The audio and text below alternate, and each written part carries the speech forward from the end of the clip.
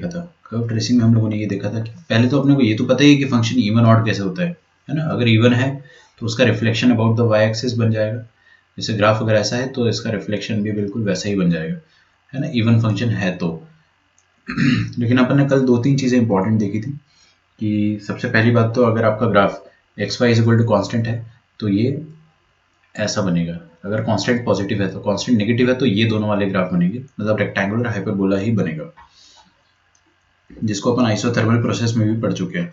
फिर हम लोगों ने एक चीज़ और पढ़ी है कि x की पावर 1 प्लस वाई की पावर 1 इज इक्वल टू 1, ये एक ऐसी वाली लाइन होती है। लेकिन अगर इसमें पावर की जगह 2 कर दिया मैंने, ठीक है, तो basically it will give you a circle. और अगर पावर की जगह मैंने मतलब एक बार 1 रखा अपन ने तो लाइन आया, 1 से ज़्यादा नंबर रखा अगर अपन ने तो बल्जिंग आउटवर्ड हो गया। 1 से छोटा नंबर अगर अपन रखते 2/3 y की पावर में 2/3 तो हमको क्या मिल जाएगा, बल्जिंग इनवर्ड कर्व मिल जाएगा। इस तरफ से इनवर्ड बल्ज करने लग जाएगा कर्व। ओके, ये हम लोगों ने देखा था। फिर हम लोगों ने एक और चीज़ देखी थी कि आप अगर किसी भी फंक्शन में अगर x की जगह -x रखते हैं, है ना, x की जगह -x रखते हैं और कर्व अगर सेम आ जाता है, इसका मतलब curve is symmetric about y axis. और अगर y की जगह -y रखा, अगर आपने सब कुछ सेम आ गया तो curve is symmetric about x axis as well. Clear है क्या सबको? अब कर्व कुछ भी हो सकता है ना। देखिए, कर्व और फंक्शन में फर्क होता है। फंक्शन जैसे सर्कल, क्या सर्कल एक फंक्शन है? नहीं, circle is not a function. मैंने आपको फंक्शन चैप्टर के वक्त ये मैपिंग बताई थी। मैपिंग में क्या बताया था कि एक के दो लफड़े नहीं होने चाहिए, मतलब एक इनपुट पर दो आउटपुट नहीं आने चाहिए, है ना। तो सर्कल में देखिए, आप अगर ये वाला x का वैल्यू डालते हैं, मान लो ये x का वैल्यू 2 है, तो इसके करस्पॉन्डिंग आपको दो आउटपुट मिलेंगे, एक आउटपुट ऊपर और एक आउटपुट नीचे। तो circle is not a function, circle एक कर्व है ना। तो अपन इसमें इसीलिए कर्व के लिए जो ट्रेसिंग है वो थोड़ा सा डिफरेंट होता है फंक्शन की ट्रेसिंग के मुकाबले। फंक्शन में अपन क्या देखते थे, सिंपली इवन ऑड फंक्शन देखते थे, इवन है या ऑड है ये देख के अपन रिफ्लेक्शन बना देते थे। लेकिन कर्व में अपन क्या देखते हैं, x की जगह -y रखा, x की जगह -x रखा और y की जगह -y रखा, सेम आया, ये वाला सेम आया अगर, तो आप क्या बोलोगे कि y एक्सिस के अबाउट सिमेट्रिक, और y की जगह -y रखने पे सेम आया तो x एक्सिस के अबाउट सिमेट्रिक, है ना। ये कर्व अलग होता है, फंक्शन अलग होता है। तो आपको अगर पता करना है कौन कर्व है कौन फंक्शन, तो आप क्या करोगे, वर्टिकल लाइन टेस्ट करोगे, जो अपन लोग कर चुके हैं। मान लो मेरे सामने एक पैराबोला होता है इस तरीके का, दिस इज अ पैराबोला, तो वर्टिकल लाइन बना के देख लो, दो बार कट कर रहा है अगर, तो ये कर्व है, फंक्शन नहीं है। समझ में आ रहा है? 1 1 मिनी 1 नहीं चेक कर रहे, 1 1 मिनी 1 के लिए आप हॉरिजॉन्टल लाइन बनाते हो। मान लो ये हॉरिजॉन्टल लाइन बनाया, दो बार कट गया तो ये मिनी 1 है, बट वो फंक्शन में होता था। जैसे ये वाला पैराबोला फंक्शन है, क्योंकि आप इसमें वर्टिकल लाइन बनाओगे, अगर वर्टिकल लाइन से आप चेक कर पाते हो फंक्शन, हॉरिजॉन्टल लाइन से आप फंक्शन चेक नहीं करते, उससे आप फिर सिर्फ 1 1 और मिनी 1 चेक करते हो। मैंने अगर वर्टिकल लाइन खींची तो हमेशा मुझे एक ही पॉइंट ऑफ इंटरसेक्शन मिलेगा, है ना। चलिए, ये तो बहुत बेसिक बेसिक बातें हो गई, थोड़ा सा अपन एडवांस बातें करेंगे आज, थोड़ा सा आगे बढ़ेंगे। तो क्या अपन तैयार है? चलिए, आई होप अपन तैयार है। अब हम लोग एक क्वेश्चन करते हैं। On curve y square is equal to x3, कुत्ते के रोने की आवाज आ रही है, आप लोग इग्नोर ही करें तो बेहतर होगा ना।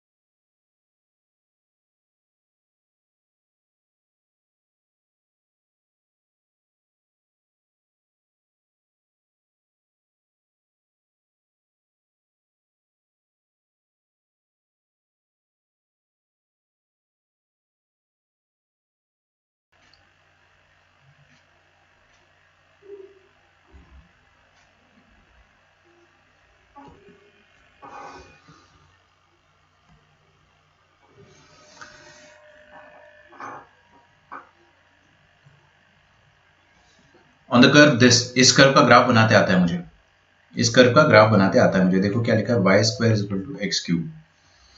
ठीक है, Y square is equal to X cube लिखा हुआ है। तो इसको आप इसका ग्राफ बनाते आता है मुझे। देखिए क्या करेंगे अपन, एक्स की जगह माइनस एक्स डालेंगे। बच्चों प्लीज देखो देखो देखो, एक्स की जगह माइनस एक्स डाला मैंने तो क्या चेंज हो गया? यस चेंज हो गया। अगर तो आप क्या बोल दोगे? Not symmetric about Y axis.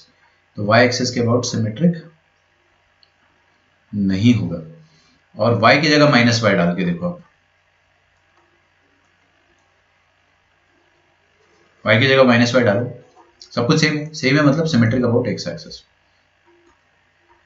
तो ये आ जाएगा एक्स एक्सिस के अबाउट सिमेट्रिक। ठीक है, और एक और चीज देखेंगे अपन जो अपन ने कल देखी थी। इसका ग्राफ बनाना जरूरी है। जैसे इसको आप क्या लिख सकते हो, Y square is equal to X cube लिखा हुआ है, Y square is equal to X cube. तो Y is equal to X की पावर 3/2। दिख रहा है आपको? पावर 1 से बड़ा है बेटा या छोटा है? 1 से बड़ा है। जब पावर 1 के बराबर होता है तो आपको क्या मिलती है? y is equal to X straight line. नहीं है समझ में आ रहा है? जब लाइन स्ट्रेट होती है तब पावर 1 होता है, और जब पावर 1 से बड़ा है तो लाइन कर्लिंग आउटवर्ड हो जाएगी। अगर 1 से छोटा होता तो कर्लिंग इनवर्ड हो जाती, बट अभी 1 से बड़ा है तो दिस इज द ग्राफ। और ये एक्स एक्सिस के अबाउट सिमेट्रिक, मतलब ये ऐसा बनेगा। ठीक है, एक्स एक्सिस के अबाउट सिमेट्रिक। थोड़ा सा मैं इसको ज्यादा कर्ल कर दिया मैंने, खैर वो तो मेरे ऊपर है कितना कर्ल करना है मुझे। पावर जितना बड़ा है उतना ज्यादा कर्व करेगा, जबकि यहाँ पे पावर 1.5 है तो इतना भी कर्ल नहीं करा। This is the graph. अब ये वाला ग्राफ जो है इसमें क्या बोल रहे हैं कि on the curve this tangent at p1,1। मान लो ये पॉइंट 1,1 है, यहाँ पर अगर मैंने एक टेंजेंट ड्रॉप किया, यहाँ पर मैंने अगर एक टेंजेंट बनाया,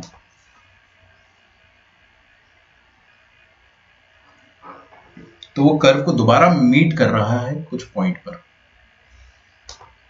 क्यू पे।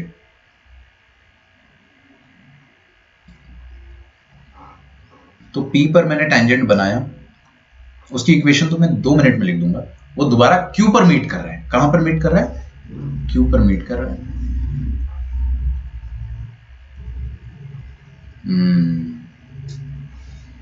तो अपने को Q के कोऑर्डिनेट निकालने हैं, तो निकाल लेंगे ना बड़े आराम से, कोई दिक्कत ही नहीं है। देखिए आपको कभी भी दो कर्व के कोऑर्डिनेट निकालने होते हैं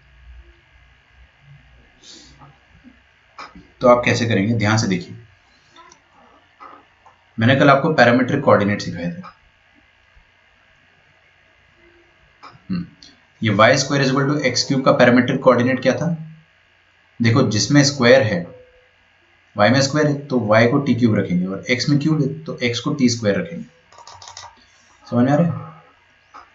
तो पैरामीट्रिक कोऑर्डिनेट का मतलब क्या होता है कि आप इस कर्व पर कोई भी पॉइंट ले लो, कोई भी पॉइंट ले लो, उसको आप क्या मान सकते हो? T square comma T cube. नहीं आया समझ में? इस कर्व पे आप कोई भी पॉइंट ले लो, उसको आप क्या मान सकते हो? T square comma T cube मान सकते हो। तो कोई भी पॉइंट को मान सकते हो आप, तो अभी क्यू पॉइंट को ही मान सकते हो। आप इसको क्या मान सकते हो? T square comma T cube. बस आपका क्या, आप आमतौर पर क्या मानते हैं? आप एक्स कॉमा वाई या ए कॉमा बी मानते, तो दो दो अननोन आ जाते ना, तो इसलिए इससे अच्छा आप पैरामीट्रिक मानो, T square comma T cube.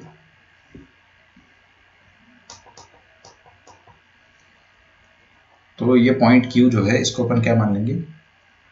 T square comma T cube. अब मुझे एक चीज बताइए कि पी क्यू का स्लोप लिख सकते हो आप लोग? Slope of P Q, yes बिल्कुल लिख सकते हैं। स्लोप ऑफ पी क्यू अपन क्या लिख सकते हैं? y2 माइनस y1, देखो y cube minus y1, y2 minus y1 upon x2 minus x1। ठीक है, ये स्लोप हो गया। और ये स्लोप जो होगा, मैं स्लोप ऑफ पी क्यू को एक और तरीके से लिख सकता हूँ। Slope of P Q can also be written as, आप क्या करो, फंक्शन का dy बाई डी एक्स निकाल दो और उसमें 1,1 पुट कर दो। कल यही तो सिखाया था, फंक्शन का dy बाई डी एक्स निकाल दो, 1,1 पुट कर दो। ये चैप्टर बहुत आसान है बच्चों, है ना? आप एकदम ठंडे दिमाग से बस देखते जाओ, सब कुछ बहुत ईजी है इसमें। तो dy बाई डी एक्स रखा मैंने 1,1 पे, तो इस फंक्शन का dy बाई डी एक्स निकालना है। कोशिश करते हैं ना, कोशिश करने में कुछ नहीं जाता अपना। ये जो Y square is equal to X cube है, इसको मुंह फाड़ के आप डिफरेंशिएट कर दो। Y square is equal to X cube, मुंह फाड़ के डिफरेंशिएशन करा तो वाई स्क्वायर का 2y, फिर y का y डैश, एक्स क्यूब का 3x स्क्वायर, है ना? इसमें आपको क्या करना है? पुट x की जगह 1 एंड y की जगह भी 1। तो x की जगह और y की जगह 1 रखेंगे अगर, तो आपके पास स्लोप एट 1,1 कितना आ जाएगा? स्लोप एट 1,1 ये आ जाएगा 3/2 के बराबर, है ना। और स्लोप एट 1,1 जो है वो पी क्यू का स्लोप हो गया,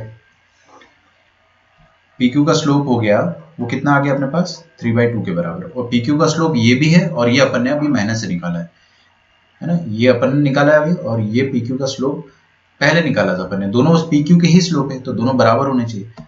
तो इसका मतलब क्या हो जाएगा,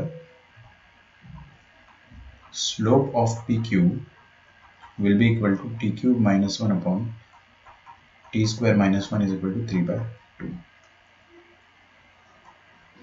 ठीक है, तो टी क्यूब माइनस 1 में अपन क्या करेंगे, ए माइनस बी का होल क्यूब लगा देंगे, A cube minus B cube. A cube minus B cube क्या हो जाएगा, A minus B into A square plus B square plus A B, T minus 1 into T plus 1। ठीक है, यहाँ से आपके पास टी में क्वाड्रेटिक बनेगी, T square plus 2t square plus 2 plus 2t is equal to 3t plus 3।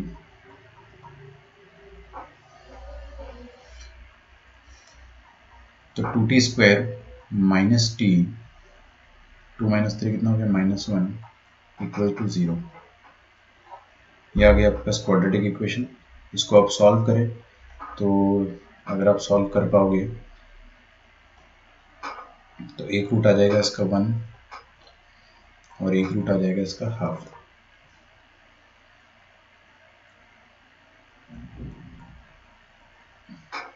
Check करके देखिए, तो t इक्वल्स टू 1 हो सकता है या t equals to minus half हो सकता है।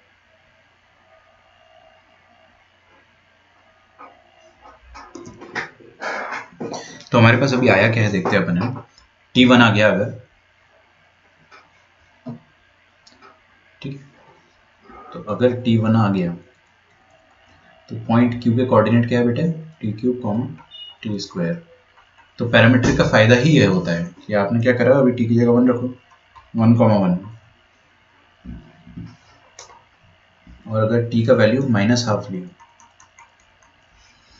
तो पॉइंट q के कोऑर्डिनेट कितने आ जाएंगे, पॉइंट q का कोऑर्डिनेट आ जाएगा T cube comma T square, क्योंकि टी क्यूब आ जाएगा -1/8, टी स्क्वायर आ जाएगा 1/4, ये आ जाएगा। ये सही आंसर है, ये गलत है ना। 1,1 क्यों गलत है, इधर देखिए एक बार। 1,1 इसलिए गलत है क्योंकि 1,1 तो यही वाला पॉइंट है ना, जब आपने पी क्यू का स्लोप निकाला उसको 3/2 के बराबर किया, तो जो t का वैल्यू है वो आपको दो पॉइंट्स दे रहा है। पहला पॉइंट क्या दे रहा है, एक p इटसेल्फ दे दिया उसने और एक बार q दे दिया।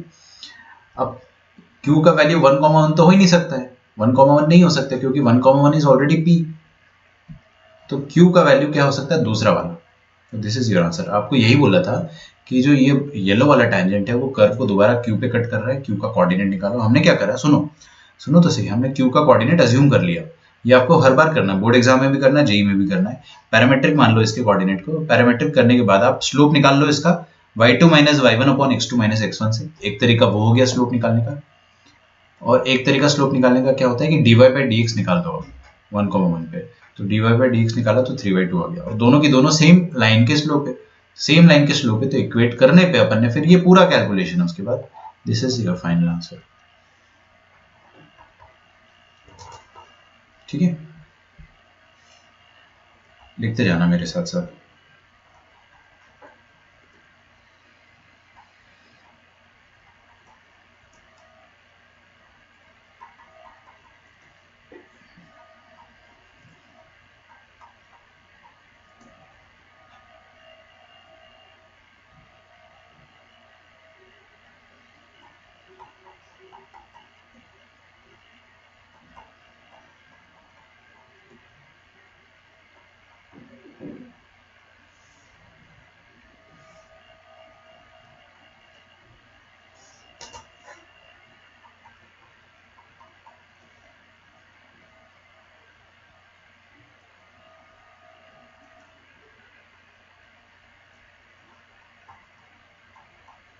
ठीक है, अगला क्वेश्चन छापिए।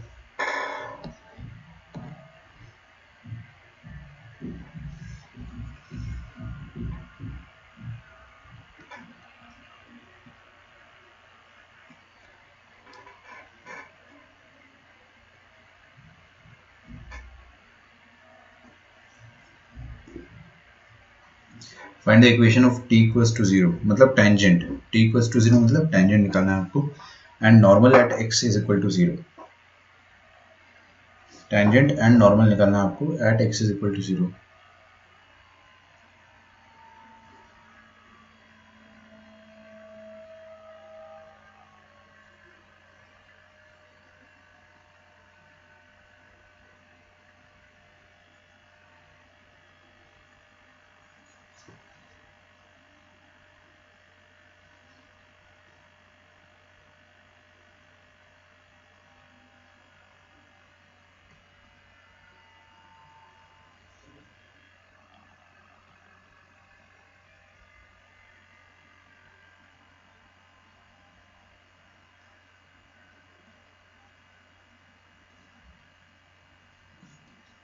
ओके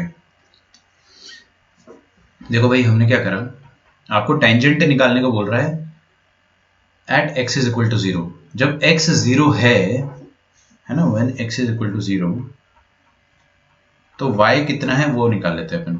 y कितना हो जाएगा, 0 की पावर 1/3 इंटू 1 माइनस कॉस 0, है ना, तो ये 0 आ जाएगा। जब x 0 है तो y 0 है, तो आपको टेंजेंट कहाँ पे निकालना है, 0,0 पर टेंजेंट निकालना है। निकाल सकते हैं अपन। देखिए आपके पास y क्या है, x की power 1/3 into 1 minus cos x। Differentiate करके देखते हैं अपन, है ना, y डैश निकालते हैं, y डैश निकाल लेंगे और उसमें 0 0 पुट कर देंगे। क्या बात है ना, एकदम आसान, कोई दिक्कत ही नहीं है। हम y डैश निकालने गए तो हमने क्या करा, यहाँ पे प्रोडक्ट रूल लगाया, u v dash into v dash. तो पहले को डिफरेंशिएट, पहले को छोड़ा, दूसरे को डिफरेंशिएट किया, प्लस दूसरे को छोड़ दो, पहले को डिफरेंशिएट कर दो।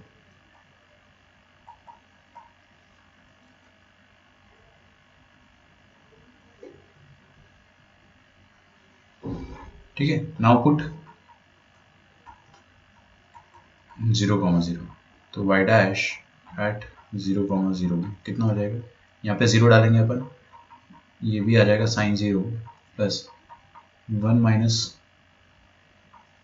कॉस 0 और 1/3, x की पावर 2/3 मतलब x की पावर 2/3 नीचे आ जाएगा, राइट है। तो ओ सर, 0 डिनोमिनेटर में आ गया, तो यहाँ पे क्या हो गया, तांडव हो गया,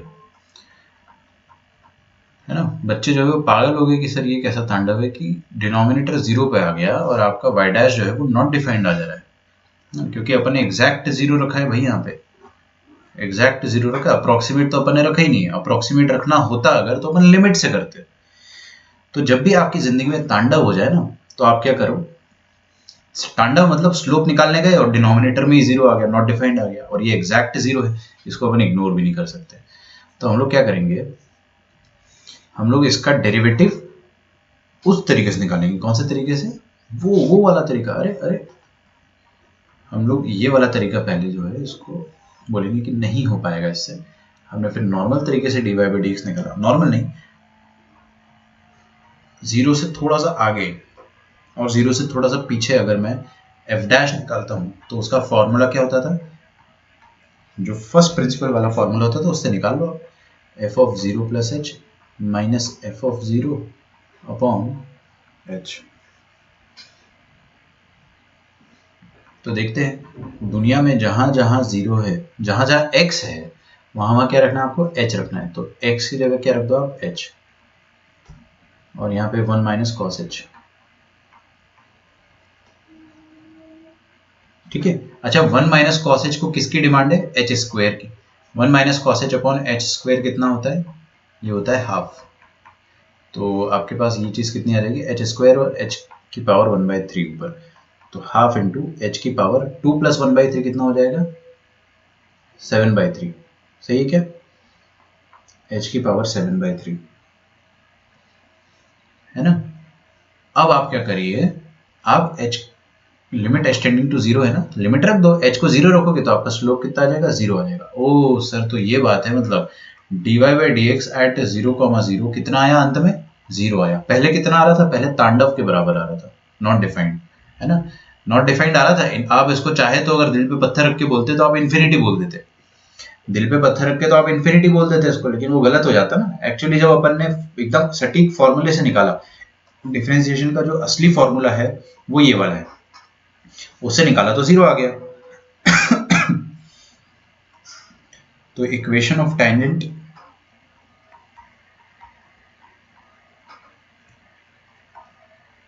at 0, 0 will be y minus 0 is equal to slope times, slope कितना है, slope is 0, slope times x minus 0, मतलब y इज इक्वल टू 0 आ गया। y इज इक्वल टू 0 क्या आ गया, ये टेंजेंट की इक्वेशन आ गई। और y इज इक्वल टू 0 होता क्या है, ये होता है x एक्सिस। तो टेंजेंट जो है वो x एक्सिस है और नॉर्मल कितना हो जाएगा, y एक्सिस, खत्म ना। टेंजेंट अगर x एक्सिस है नॉर्मल y एक्सिस हो जाएगा। तो आपको नॉर्मल भी निकालना था। सुनो मेरी बात आप लोग, है ना, मैंने ये टेंजेंट, इक्वेशन ऑफ टेंजेंट तो एकदम दो कौड़ी की चीज है। अगर आपको पॉइंट पता है, स्लोप पता है, तो कोई भी निकाल लेगा। मेन क्या था, स्लोप निकालना। तो स्लोप मैंने निकाला है इस तरीके से। इससे क्यों निकाला मैंने, क्योंकि पहले वाले तरीके से डिनोमिनेटर में 0 आ गया, डिनोमिनेटर में 0 आ गया मतलब नॉट डिफाइंड हो गया, मतलब तांडव हो गया। तांडव हो गया अगर, तो आपको फिर नॉर्मल तरीके से निकालना पड़ेगा। तो आपको find the equation of tangent and normal at x is equal to 0 if they exist on this basis. ठीक है, लिख डालो भाई।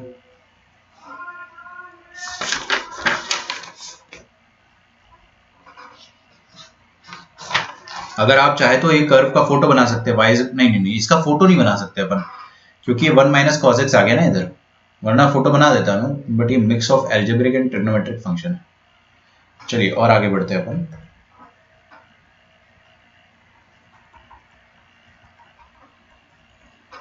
Find the equation of normal to the curve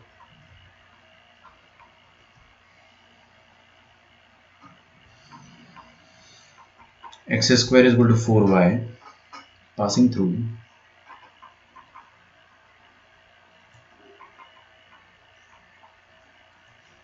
passing through 1, 2।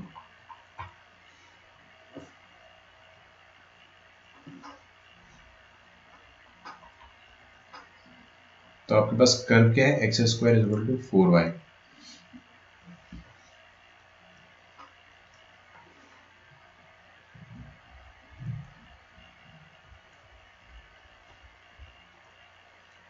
X square is equal to 4y, तो ये वाला parabola होता है ना, y is equal to x square. अब y is equal to 1/4 into x square, ये वाला पैराबोला होता है ना, दो कौड़ी का। ये तो अपने को पता ही है।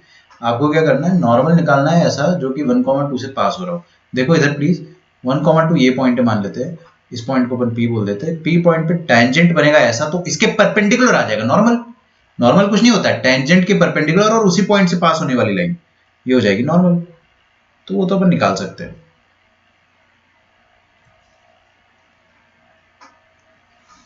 ठीक है, हम लोग क्या करेंगे, स्लोप निकाल देंगे एट स्लोप एट 1, 2।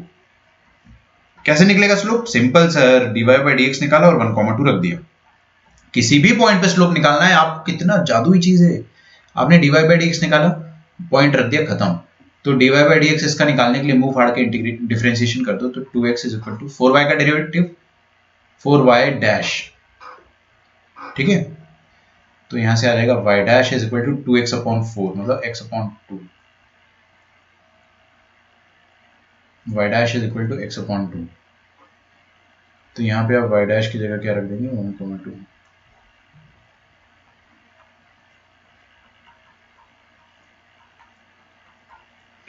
ये आ गया आपका स्लोप। और अगर स्लोप आ गया तो इक्वेशन ऑफ टेंजेंट भी आ जाएगी। इक्वेशन ऑफ नॉर्मल लिखना है लेकिन आपको, तो this is slope of normal, slope of tangent. Slope of tangent ही आ गया, तो स्लोप ऑफ नॉर्मल क्या हो जाएगा, negative inverse of slope of tangent, -2। तो इक्वेशन ऑफ नॉर्मल, नॉर्मल की इक्वेशन क्या हो जाएगी, y-2 is equal to slope times x-1।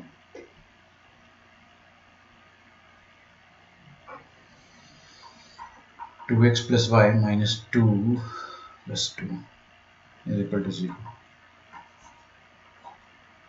ये आ जाएगी आपकी equation of normal.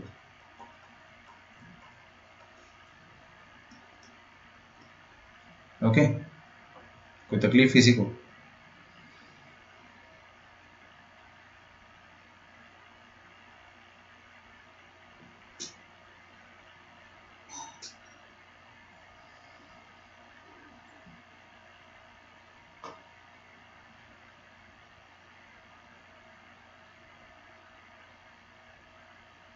Passing through 1,2 on the curve लिख देना,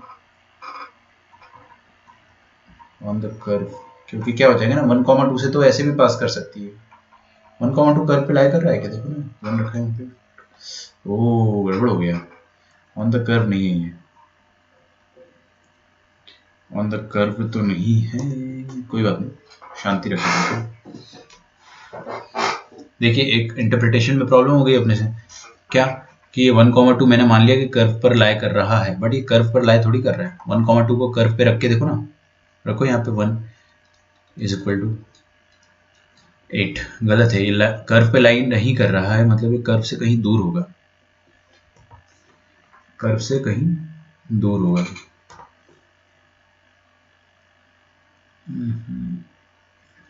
तो ऐसा मान लेते हैं अपन, है कोई बात नहीं। ये वाला जो सॉल्यूशन है इसको मैं यहाँ पे फिर से सॉल्व करता हूँ ना,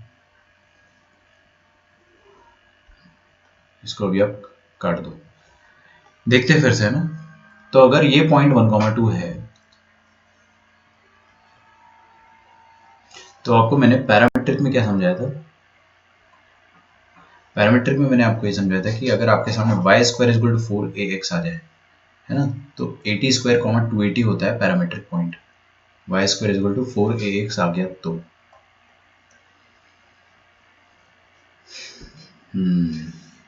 तो y square is equal to 4ax के लिए जो पैरामीट्रिक पॉइंट होता है वो 80 स्क्वायर 280 होता है।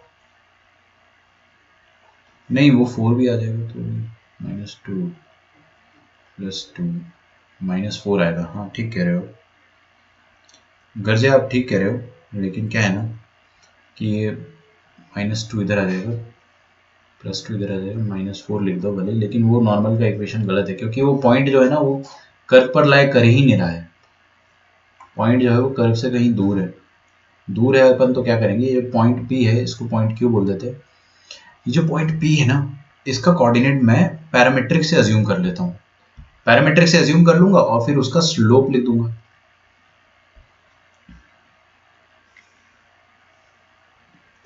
ठीक है।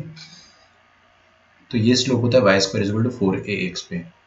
देखो ये मैंने आपको याद करने को बोला है, याद तो सबको ही होता है, ये अपन ने याद किया, लेकिन आपकी इक्वेशन क्या है, आपकी इक्वेशन है x square equal to 4y, x square equal to 4y, जिसको आप क्या लिख सकते हो y,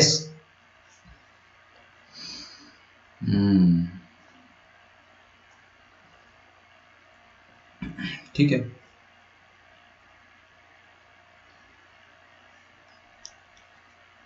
y square equal to 4x लिखा है, तो ये एक पैराबोला हो गया, और अपने सामने जो पैराबोला है वो ये वाला है, x square equal to 4ay,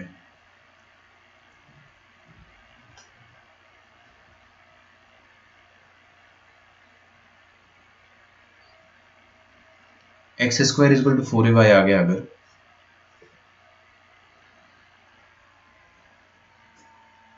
छोड़ो अपन क्या करते हैं ना, देसी तरीके से करते हैं, एक काम करते हैं, any point on this parabola, any point on this parabola can be written as, कैसे लिख सकते हो आप इसको, x की जगह अल्फा डाल दो, put x is equal to alpha, x की जगह अल्फा डाल दोगे तो y कितना आ जाएगा, देखो ना, y आ जाएगा अल्फा स्क्वायर अपॉन 4, y आ जाएगा अल्फा स्क्वायर अपॉन 4, कूल। तो अल्फा स्क्वायर अपॉन 4, कोई भी पॉइंट को आप इस कर्व पर ऐसा लिख सकते हो, अल्फा स्क्वायर अपॉन 4,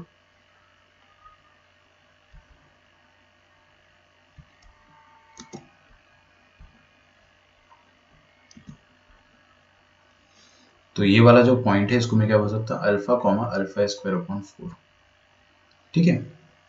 अब अपन क्या करेंगे, स्लोप ऑफ पी क्यू निकालेंगे, स्लोप ऑफ पी क्यू निकालेंगे, पी क्यू का स्लोप कितना आ जाएगा,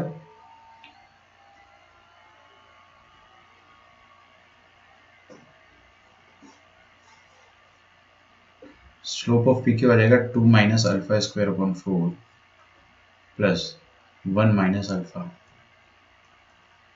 तो 8 minus alpha square upon 4 into 1 minus alpha, ये आ गया पी क्यू का स्लोप। और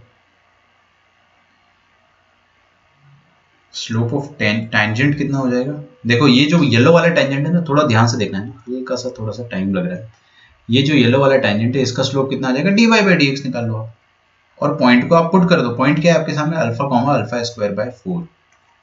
ठीक है, मेरे को पैरामेट्रिक वहां पे दिमाग लगाने की बजाय मैंने क्या करा, अल्फा और अल्फा स्क्वायर बाय 4 रख दिया। Not that difficult right. तो dy बाई डी एक्स आप कर्व का निकाल लो, कर्व का dy बाई डी एक्स कितना आएगा वो निकाल लेते हैं। कर्व क्या है, एक्स स्क्वायर अपॉन 4 है ना, एक्स स्क्वायर अपॉन 4 का dy बाई डी एक्स देखिए क्या आ जाएगा, एक्स स्क्वायर अपॉन 4 का dy बाई डी एक्स निकालना है ना अपने को, तो अपॉन 4 मतलब 1/4 तो कांस्टेंट है। एक्स स्क्वायर का डेरिवेटिव क्या आ जाएगा 2x, और यहाँ पे अपने को क्या रखना है, ये पॉइंट रखना है alpha comma alpha square by 4, ये 2 आ गया। तो x by 2 will be alpha comma alpha square by 4। दुनिया में जहां जहां x है वहां वहां अल्फा रख दो, जहां जहां y है वहां वहां अल्फा स्क्वायर बाय 4 रख दो। y है नहीं यहाँ पे फॉर्चुनेटली, तो आपका स्लोप ऑफ टेंजेंट कितना आ गया बच्चों, अल्फा बाई 2। तो स्लोप ऑफ टेंजेंट कितना आ गया, तो स्लोप ऑफ नॉर्मल कितना आ जाएगा, -2 बाय अल्फा।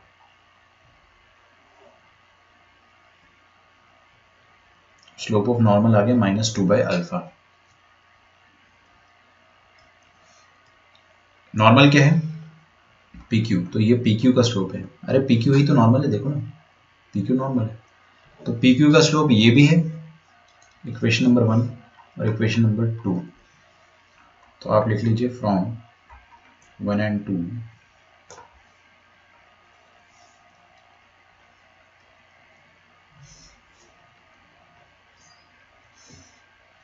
आप क्या बोल सकते हैं, पी क्यू का स्लोप हो जाएगा 8 minus alpha square upon 4 into 1 minus alpha, और ये -2 बाय अल्फा है ना। यहाँ से आप अल्फा निकाल लेंगे आराम से, कोशिश करते हैं अपने।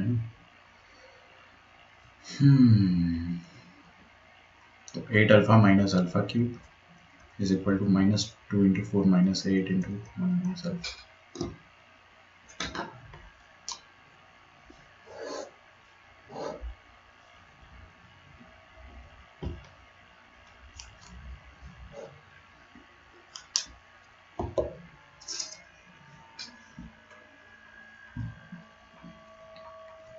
तो -8 माइनस माइनस प्लस 8 अल्फा, ये 8 अल्फा कट गया, तो alpha cube is equal to 8, मतलब अल्फा कितना आ गया आपके पास 2 के बराबर। अगर अल्फा 2 के बराबर आ गया आपके पास, तो पॉइंट की इक्वेशन, मतलब आपको सब कुछ पता चल गया ना। अब तो पी क्यू की इक्वेशन लिख दोगे, पॉइंट तो अपने को पता ही था, स्लोप पता चल गया। पी क्यू का स्लोप कितना था, -2 बाय अल्फा, तो स्लोप ऑफ पी क्यू कितना था, -2 बाय अल्फा -1। तो इक्वेशन ऑफ पी क्यू कितनी हो जाएगी, y -2 इंटू -1 इंटू एक्स -1।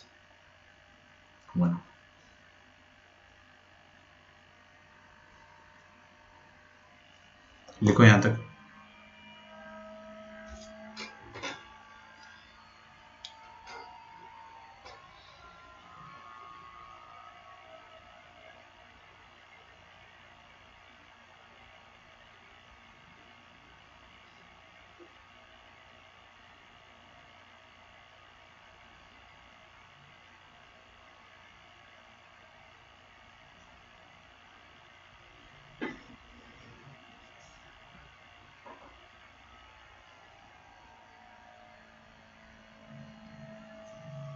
समझ में आया क्या आप लोगों को।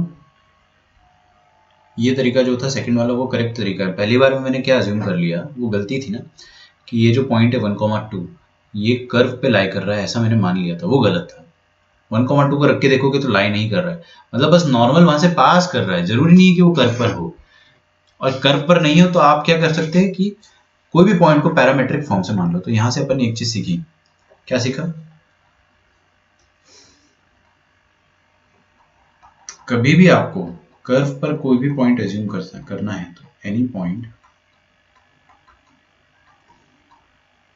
On the curve should be, can be की जगह शुड बी लिख देते हैं,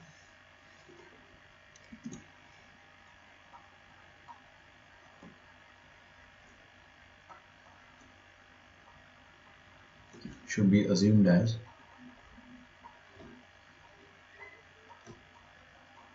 parametric point. आपको कर्व पे कोई भी पॉइंट मानना हो कभी भी, तो आप क्या करो, पैरामीट्रिक मान लो, काम आसान हो जाता ना।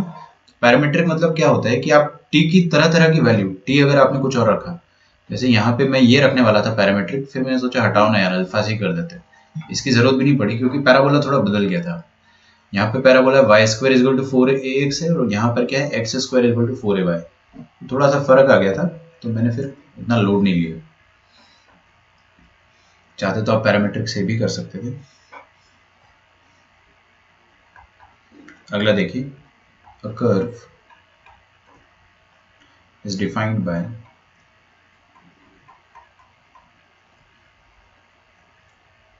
parametric equations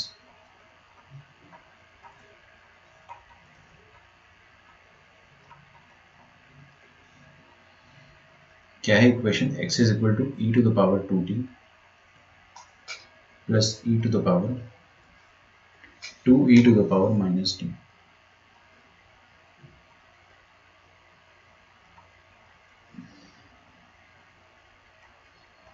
and y is equal to e to the power 2t plus e to the power t। आपको क्या करना है, आपको निकालना है the equation of tangent to the curve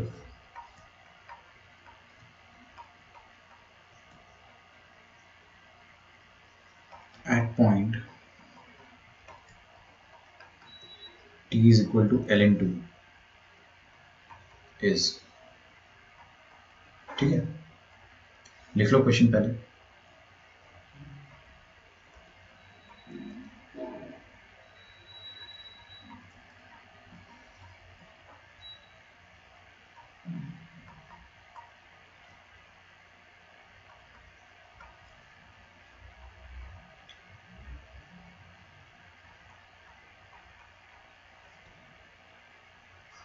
मैं ऑप्शंस छाप रहा हूँ बस अभी।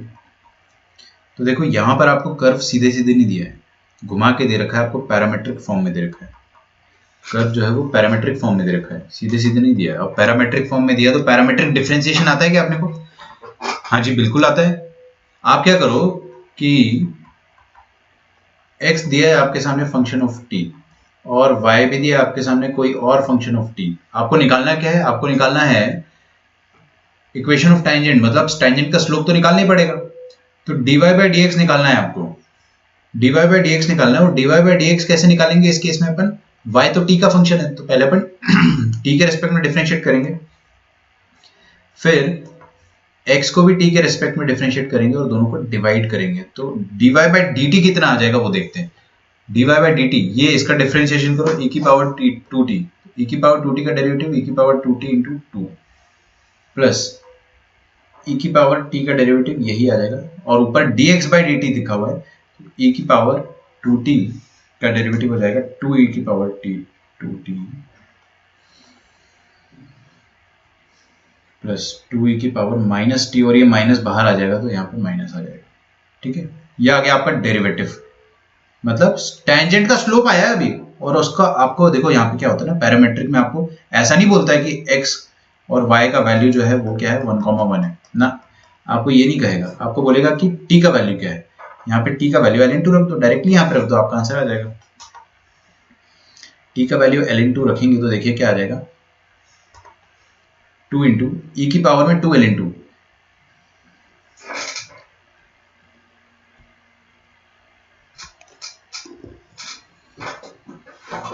फंडामेंटल आइडेंटिटी ऑफ लॉगरिथम आती है ना आपको। हाँ, तो 2 इंटू ई की पावर में 2t मतलब 2 ln2, ये 2 ऊपर चक के आ जाएगा यहाँ पे, तो कितना आ जाएगा 4। तो ई की पावर में ln4 कितना होगा, 4 हो जाएगा, है ना। कुछ बच्चे सोच रहे होंगे कैसे हो गया सर, ई की पावर में ln4 4 हो गया, ये मैं लिख देता हूँ, मैं बताऊंगा नहीं ना। फंडामेंटल आइडेंटिटी ऑफ लॉगरिथम, और ये चीज़ है ई की पावर में t, ओके यहाँ पे t कर लेगा, तो ई की पावर में ln2 कितना हो जाएगा 2 के बराबर। तो अब मैं फटाफट लिखता हूँ सारा, नीचे भी देखते हैं, 2 इंटू e की पावर में ln4 मतलब 4 माइनस 2 इंटू e की पावर में ln2 का नेगेटिव मतलब हाफ। अबे माइनस इधर आ जाएगा ना, 2 की पावर -1 मतलब हाफ, तो आंसर इसका हो जाएगा हाफ। तो ये हो जाएगा 2 इंटू हाफ। 2 4 ज़ार 8, 8 प्लस 2 10 और 2 4 ज़ार 8, 8 माइनस 1 कितना हो गया 7।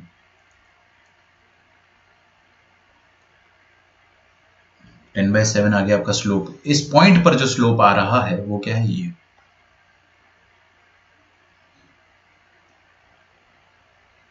है ना। तो आपको इक्वेशन ऑफ टेंजेंट लिखनी है, इक्वेशन ऑफ टेंजेंट। उसके लिए आपको पॉइंट पता होना चाहिए, पॉइंट तो पता ही नहीं है भाई। तो पॉइंट पता करने के लिए क्या करेंगे अपन, t की जगह ln2 x पे रखेंगे और y पे रखेंगे, आपको x y दोनों पता चल जाएगा, ठीक है। तो at t equals to ln2 x कितना हो जाएगा और y कितना हो जाएगा वो निकालते हैं अपन।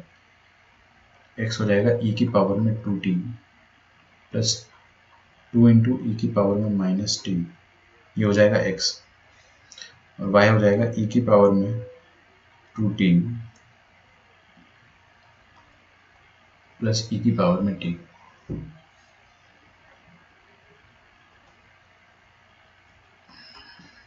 तो e की पावर में 2t डाल दो आप, है ना, 2 की पावर में -t at t is equal to ln2। x coordinate कितना आ रहा है ln2 पर, देखते हैं अपन कितना आ जाएगा। ये तो 4 आ जाएगा और ये आ जाएगा आपके पास -2 प्लस 1, 1 आ जाएगा, है ना। कुछ बच्चे पूछेंगे 1 कैसे आ गया, है ना। तो खुद से कैलकुलेट करो, और क्या, जरा सा कैलकुलेशन। ये भी कितना आ जाएगा 4 आ जाएगा, और ये कितना आ जाएगा e की पावर ln2 मतलब 2, 4 प्लस 2 कितना हो गया 6। तो x, y कितना आ गया आपके पास 5, 6 आ गया। तो इक्वेशन ऑफ टेंजेंट कितनी आ जाएगी, y minus 5 is equal to slope times, slope कितना है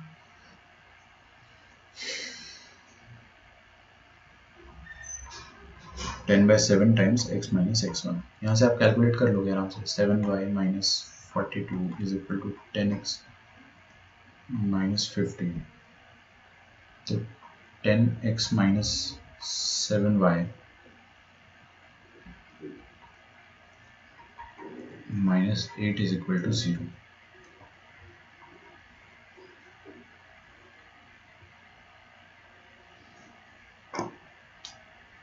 ऑप्शन नंबर सी।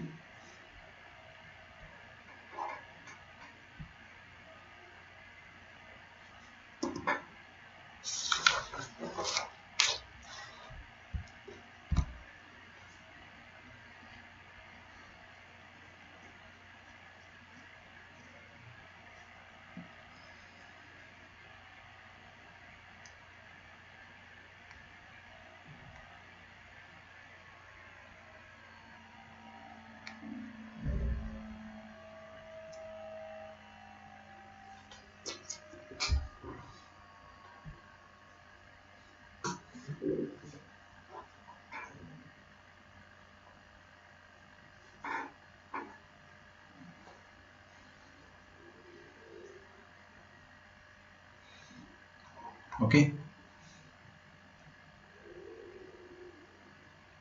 आसान क्वेश्चन है, कुछ भी नहीं है। देखो यार, ये x, y तो अपने को t का वैल्यू दे रखा है, पुट करा अपन ने, तो आ गया अपने पास x, y, और स्लोप का वैल्यू अपन ने उसी t पर निकाल लिया था। तो बेसिकली यहाँ से यहाँ तक का जो है क्वेश्चन, वही इंपॉर्टेंट क्वेश्चन है, यहीं तक है सब कुछ। एक्स वाई निकाल लिया और स्लोप निकाल लिया अपन ने, उसके बाद आपको इक्वेशन निकालना था। Find equation of tangent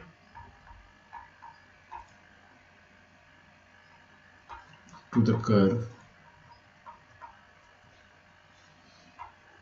curve क्या है, y is equal to sine inverse 2x upon 1 plus x square and x is equal to 1/√3।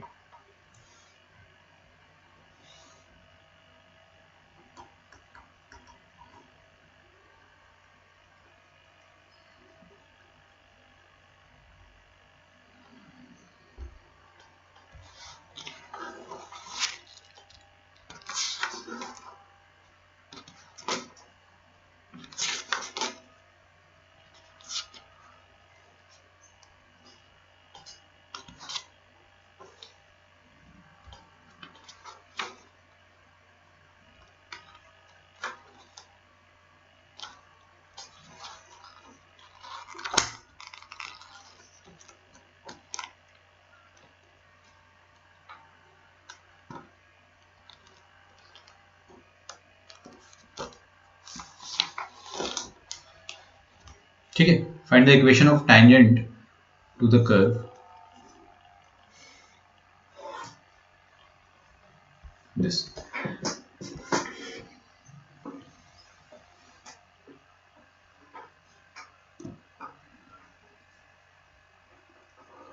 तो हमको ये वाला कर्व जो देखा है इस पे टेंजेंट निकालना। अब ये कर्व है क्या? साइन इनवर्स ऑफ, ये तो अपने आईटीएफ में पढ़ा था। क्या पढ़ा था आईटीएफ में कि sign inverse of 2x upon 1 plus x square, ये होता क्या है? ये होता है, अरे रखो ना यहाँ पे, x की जगह tan थीटा रखते थे, याद है? x की जगह tan थीटा रखते थे, मतलब थीटा क्या हो जाता था आपके सामने? tan inverse x। और इसका आंसर कितना आता था?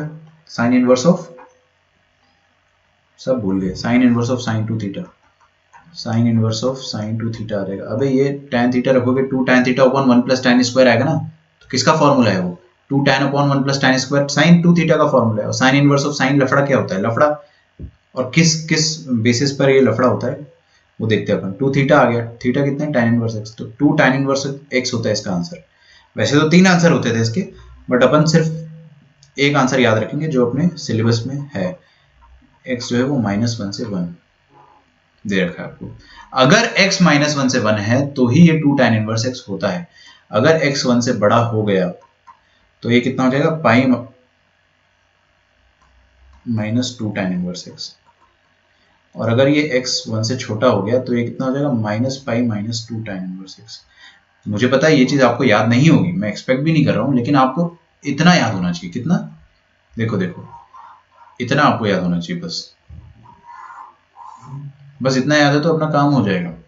कि भाई आपको पता है x अगर -1 से 1 के बीच में है, वो जो कि है, x एक्चुअली -1 से 1 के बीच में है, तो आपका ये वाला फंक्शन जो है वो 2 tan इनवर्स x है। मतलब आप इस फंक्शन को y is equal to sine inverse of 2x upon 1 plus x square को आप क्या बोल सकते हो? 2 tan इनवर्स x बोल सकते हो। अब बताइए, इसको और इसको सेम बोल दिया तो किसी को भी डिफरेंशिएट करो, कुछ फर्क पड़ता है क्या? नहीं। अब इसको डिफरेंशिएट करना ज्यादा आसान है या इसको? ऑब्वियसली ये वाला।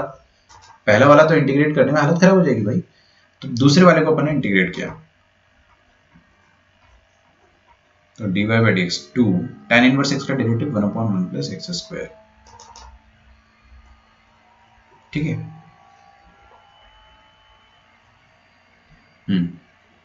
और x क्या रखना है आपको? 1/√3 पुट कर दो, आंसर आ जाएगा, खत्म। x पुट करा अपन ने 1/√3, यहाँ पे 1/√3 पुट करोगे 1/3, 1 प्लस 1/3 कितना होता है? 4/3, 4/3 का उल्टा कितना हो जाएगा? 3/4, 3/4 इंटू 2 कितना हो जाएगा? 3/2। तो dy by D x at x is equal to 1/√3 कितना आ गया? 3/2 के बराबर।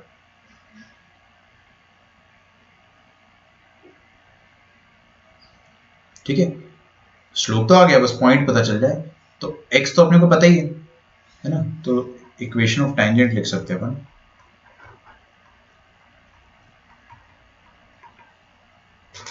Equation of tangent, equation of tangent क्या हो जाएगा? y माइनस y कोऑर्डिनेट, वो नहीं पता मेरे को अभी, y कोऑर्डिनेट नहीं पता, स्लोप पता है मुझे, और x कोऑर्डिनेट भी पता है। x कोऑर्डिनेट कितना हो जाएगा? x minus 1/√3। दिख रहा है आपको? y कोऑर्डिनेट भी निकाल सकते हैं जब x 1/√3 होगा, है ना, जब x 1/√3 होगा तो y कितना आएगा? रख दो यहाँ पे x की जगह 1/√3, 2 टाइम्स tan इनवर्स ऑफ 1/√3। सोच के देखो, tan 1/√3 कब होता है? 30 डिग्री पे, है ना, और 30 डिग्री का डबल कितना हो गया? 60 डिग्री। अरे बाहर डबल है ना 60 डिग्री, तो 60 डिग्री कितना होता है? पाई/3 खत्म। तो y कितना आ गया? पाई/3।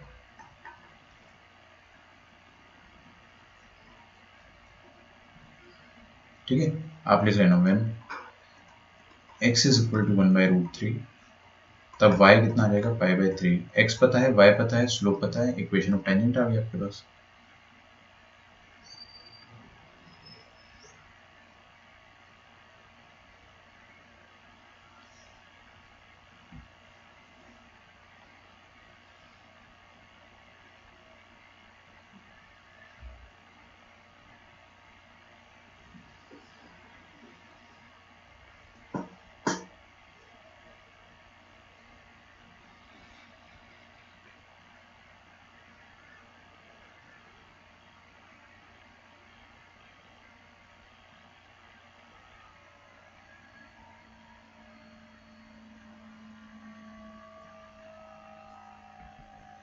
ठीक है, अब आपका होमवर्क जो रहेगा, अभी क्लास खत्म नहीं हुई, find tangent to the curve. Curve क्या है आपके पास, y is equal to cos inverse 1 minus x square upon 1 plus x square at x is equal to minus 1 by root 3।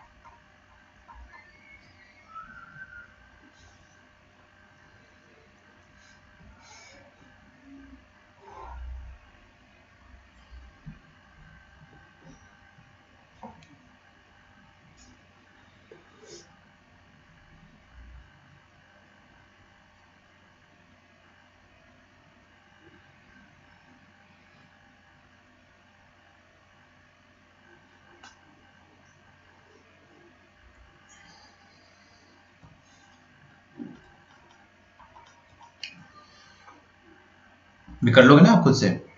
हाँ, ये कर्व होता क्या है वो आपको पता ही है।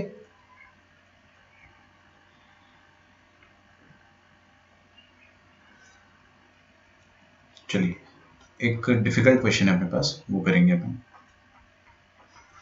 Tangents are drawn from origin.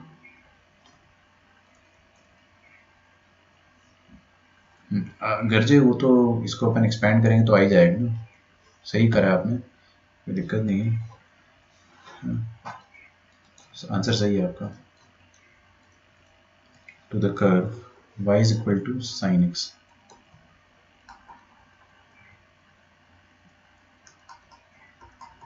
Prove that their point of contacts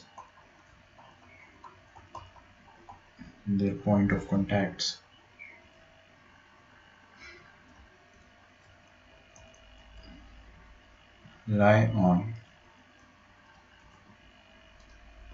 the curve x square into y square is equal to x square minus y square।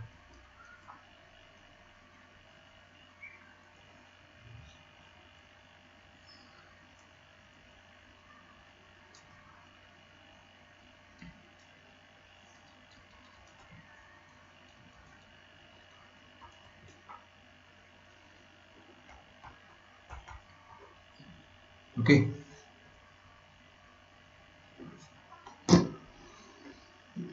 Question तो लिखो पहले। देखो अपन ने क्या करा, ओरिजिन से टेंजेंट फेंक के मारा साइन एक्स को। साइन एक्स को क्या फेंक के मारा, टेंजेंट। तो जहां पर वो टेंजेंट जाकर चिपका होगा उस पॉइंट का लोकस ये होना चाहिए जो आपके सामने एक्स स्क्वायर वाई स्क्वायर वाला काम।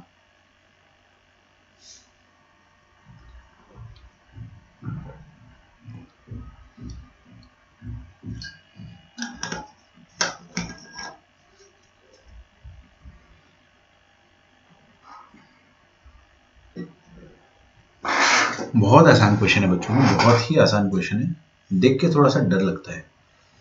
I agree.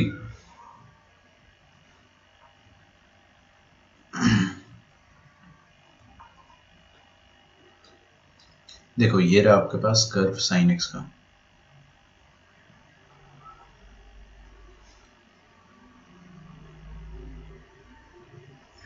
ठीक है, ये साइन एक्स का कर्व है।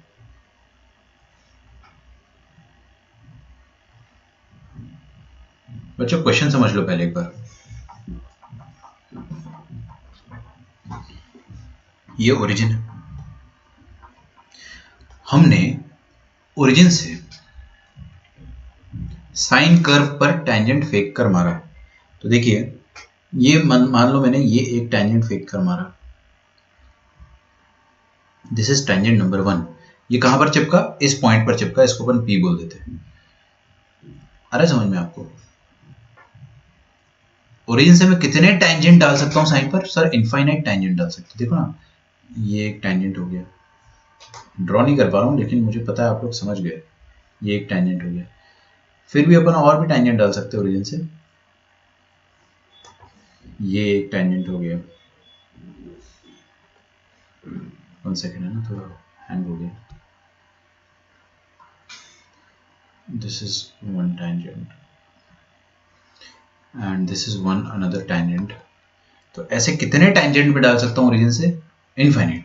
अब ये सारे जो पॉइंट आ रहे हैं ना, ये सारे के सारे पॉइंट जो है आपको प्रूव करना है कि इस कर्व पर लाई कर रहे हैं। मतलब इन सारे पॉइंट को मैं अगर मैं पी बोल देता हूं, सबको पी बोल दो, कोई दिक्कत नहीं है, तो पी पॉइंट का जो लोकस है वो ये आना चाहिए, बस आपको ये प्रूव करना है। ठीक है, पी पॉइंट का लोकस बस वो आना चाहिए, अपने को वो प्रूव करना है। तो हम लोग क्या करेंगे, will take any one point, take any one point. जैसे आपने ये वाला पॉइंट पी ले लिया, इस पॉइंट का लोकस निकालना है आपको, तो इसको एच कॉमा के बोल देंगे और शांति से देखेंगे अपन। आप क्या करो, देखो मेरी बात, ये वाला जो लाइन है येलो वाला, इसका स्लोप निकाल सकते हो। ये ओ है और ये पी है, ये ओपी का स्लोप तो आप निकाल सकते हो ना। अच्छा, स्लोप ऑफ ओपी जो भी आएगा वो क्या आएगा, चलो लिख देता हूं, के minus zero upon H minus zero. अबे ये जीरो जीरो पता है, ये एच के पता है, तो ये स्लोप लिख दिया। और स्लोप में एक और तरीके से लिख सकता था, कौन से तरीके से, dy बाई डी एक्स से। तो मैं साइन एक्स का dy बाई डी एक्स निकालूंगा और उसमें p पॉइंट रख दूंगा, पॉइंट p, तो उससे भी स्लोप आ जाएगा।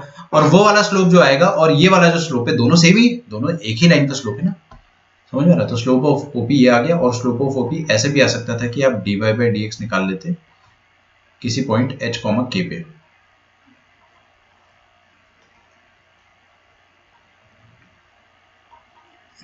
ठीक है, कोई भी पॉइंट h कॉमा k पे निकाल लो आप।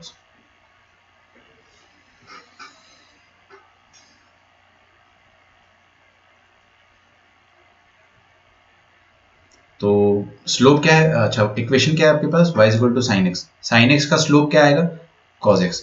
और कॉस एक्स का स्लोप आपको निकालना किस पॉइंट पे, h कॉमा k पे। तो दुनिया में जहां जहां x है वहां क्या रखेंगे, h, और जहां जहां y है वहां क्या रखेंगे, k। बट यहाँ पे k y तो है ही नहीं, तो ये आ गया आपके सामने कॉस h। ठीक है, ये आ गया स्लोप, और ये स्लोप इसके बराबर होना चाहिए, दोनों टेंजेंट के ही स्लोप है।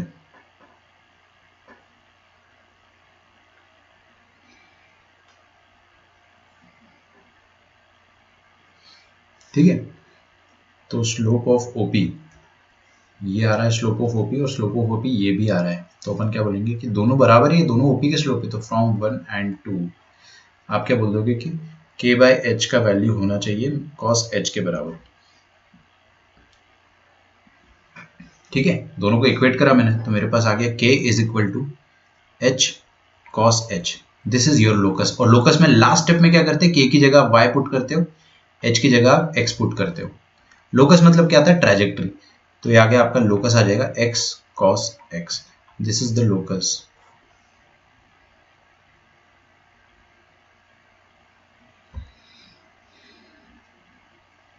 वन सेकेंड,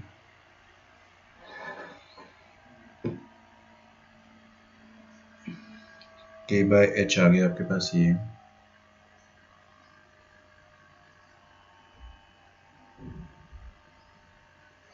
आपका लोकस ये आ रहा है, नो डाउट। ये तो मैंने क्या निकाल लिया,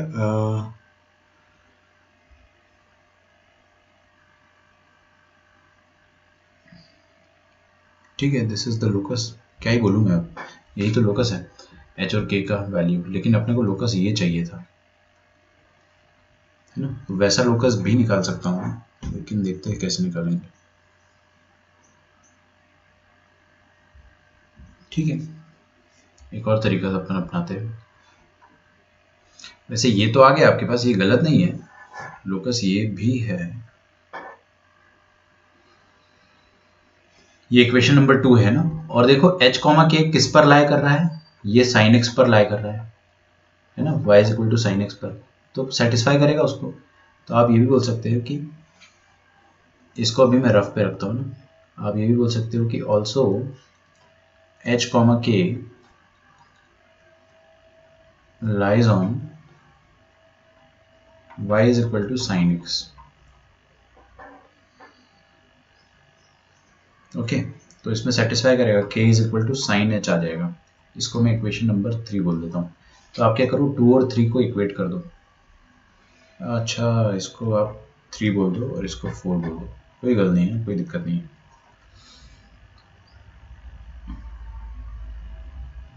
बढ़िया, बराबर है, कोई दिक्कत नहीं है।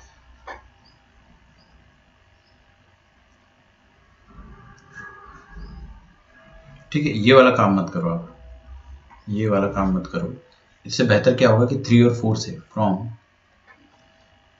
3 and 4 आप ये बोल सकते हो कि साइन एच के बराबर है, तो साइन स्क्वायर एच और इधर से क्या है कॉस स्क्वायर एच, दोनों को ऐड कर दो, 1 के बराबर होना चाहिए। साइन स्क्वायर एच होता क्या है के स्क्वायर, और कॉस स्क्वायर एच किसके बराबर होता है, ये इस क्वेश्चन में के स्क्वायर बाय एच स्क्वायर के बराबर है, दिस इज इक्वल टू 1।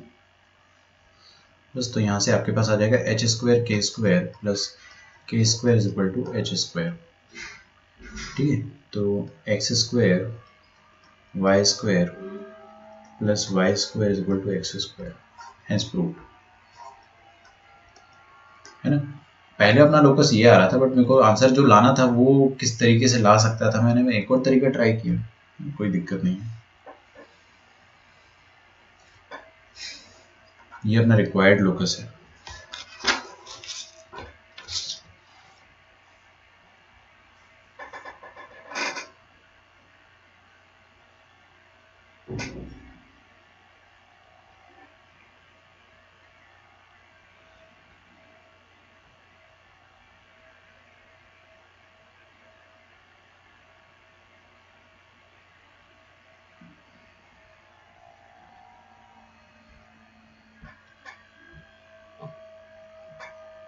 लिखा आपने? अब देखो, जो प्रूव करना था उस हिसाब से अपन ने प्रूव किया।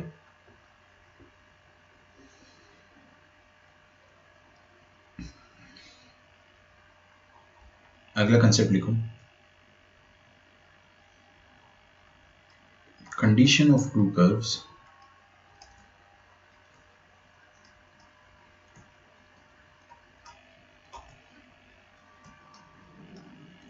Touching each other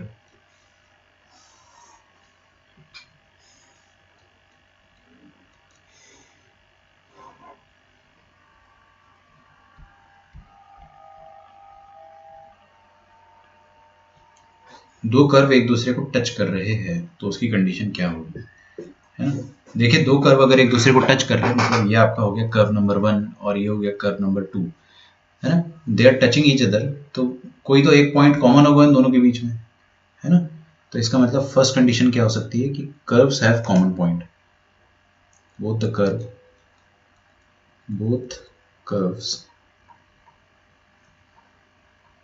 have a common point।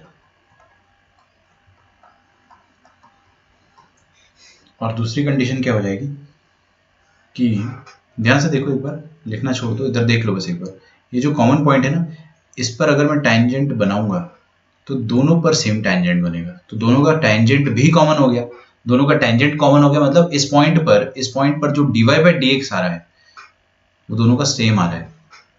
अबे दोनों का टेंजेंट ही कॉमन है तो टेंजेंट का स्लोप कॉमन है, टेंजेंट का स्लोप कॉमन है, मतलब इस पॉइंट पे dy बाई डी एक्स का वैल्यू सेम है, तो curves have same dy by D x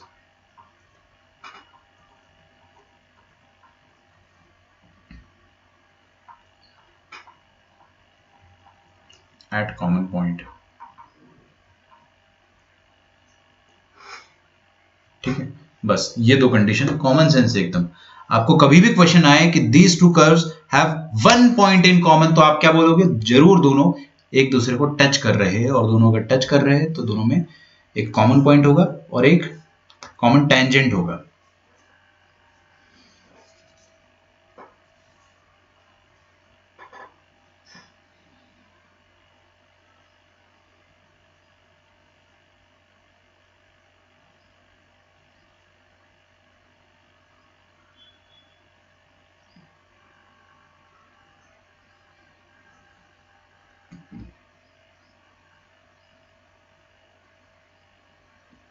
मैं बहुत प्यारा क्वेश्चन कराऊंगा आपको, बहुत ही क्लासिक क्वेश्चन है, एक क्वेश्चन 100 क्वेश्चन के बराबर है ना, तो जरूर क्वेश्चन तो अच्छा होगा।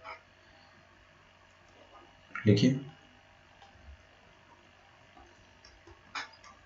If the curves y is equal to 1 plus x square upon a cube and y is equal to 4 root x have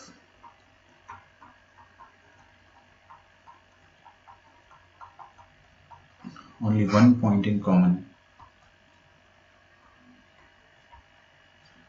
have only one point in common, then find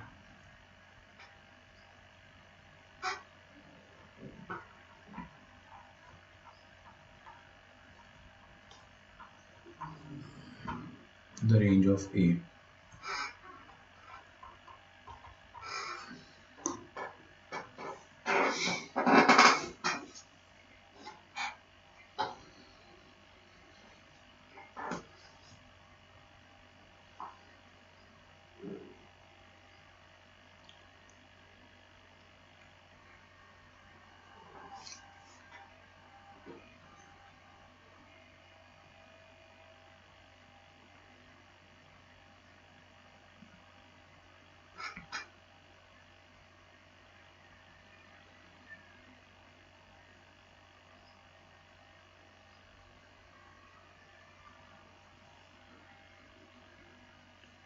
ठीक है, थोड़ा मुश्किल क्वेश्चन है ना, ध्यान रखना आप इस चीज का। देखिए कर्व क्या है आपके पास, ये अब ध्यान से देखोगे, ए क्यूब को हटा देता हूं मैं, ए क्यूब कांस्टेंट है ना, अगर ए क्यूब को हटा देते तो बड़ा सिंपल क्वाड्रेटिक इक्वेशन होता है, क्वाड्रेटिक फंक्शन होता है ना, ये क्वाड्रेटिक एक्सप्रेशन होता है। लेकिन अभी ये ए क्यूब है तो अभी भी क्वाड्रेटिक ही है, लेकिन आपको नजर आ गया ना कि ये है तो क्वाड्रेटिक। तो this is nothing but a quadratic equation, y is equal to 1 plus x square upon a cube. देखो क्वाड्रेटिक में मैंने आपको ये बताया था x square plus b x plus c, इस टाइप का जो भी क्वाड्रेटिक होता है उसमें लीडिंग कोफिशिएंट जो ए होता है, अगर वो नेगेटिव हुआ तो पैराबोला ओपनिंग ओपनिंग डाउनवर्ड होता है, और पॉजिटिव हुआ तो पैराबोला ओपनिंग अपवर्ड होता है ना। तो ए क्या था यहाँ पे, जो भी ए था वो क्या था, एक्स का कोफिशिएंट, एक्स स्क्वायर का कोफिशिएंट। यहाँ पर एक्स स्क्वायर का कोफिशिएंट क्या है, 1/a³। ठीक है, 1/a³।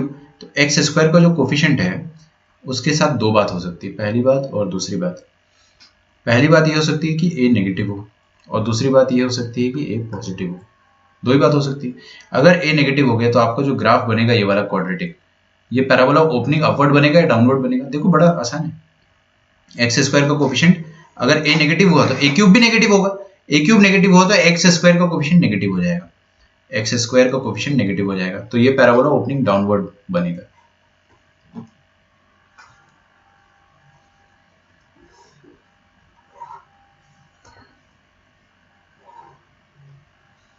तो पैराबोला आपका कैसे बनेगा, ओपनिंग डाउनवर्ड। अच्छा, if the curve this and this have only one point in common, सिर्फ वन पॉइंट कॉमन है इन दोनों के बीच।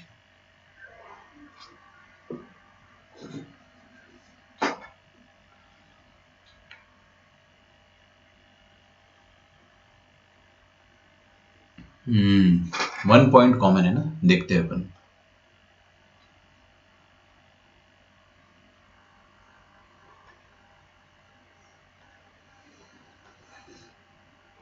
तो आपके पास कर्व नंबर 1 ये है, एंड कर्व नंबर 2 है आपके पास 4√x। अच्छा, ये 4√x का ग्राफ तो मैं बना दूंगा, थोड़ा मुश्किल लग रहा है ना। देखो शांति से देखो, x का जो पावर है x का वो कितना है, हाफ है। 4 को भूल जाओ कभी, लेकिन x की पावर हाफ है। मैंने आपको सिखाया था x की पावर जब हाफ होती है, 1 होती तो स्ट्रेट लाइन बनता है, 1 से ज़्यादा होती तो कर्विंग अपवर्ड्स बनता है, 1 से कम होती तो कर्लिंग डाउनवर्ड्स, इनवर्ड्स ऐसा बोल सकते हैं आप, है ना। तो ये बन जाएगा आपका y is equal to 4√x का ग्राफ। आ रहा है क्या समझ में? और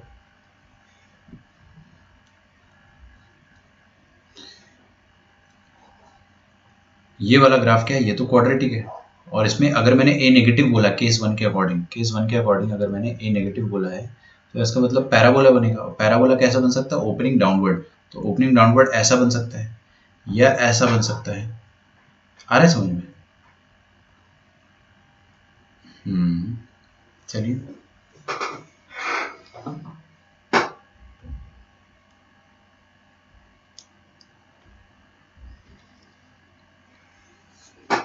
तो पैराबोला आपका ओपनिंग डाउनवर्ड बनेगा कुछ इस तरीके से।